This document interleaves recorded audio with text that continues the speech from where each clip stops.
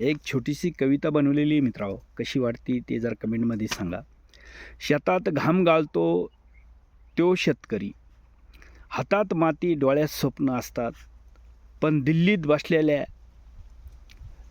बसलेले कागदावर खेळतात. आयात निर्यातीचं मांडतात राजकारण, आयात निर्यातीचं मांडतात राजकारण. कधी दर कोसळतात आयातीने, कधी निर्यातीवर बंदी अचानक. ना विचारता शेतकऱ्याला त्यांचं आयुष्य ठरतं अपघातासारखं, शेतकऱ्यांचं आयुष्य ठरतं अपघातांसारखं. कर्ज वाढतंय, पीक पडतंय, भाव मात्र सरकार पाडतंय. शेतकरी मरतोय, जबाबदार त्याला कोणीच ठरत नाही.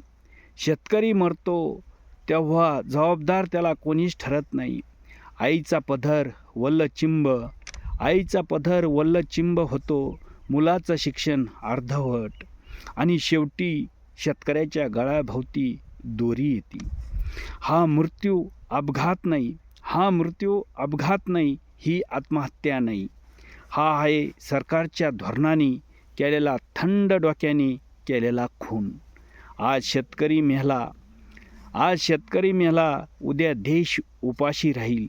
तेव्हा कळेल ह्या सत्ताधाऱ्यांना की शेतकऱ्याशिवाय सिंहासन रिकामच राहील. जय जवान, जय किसान, जय महाराष्ट्र.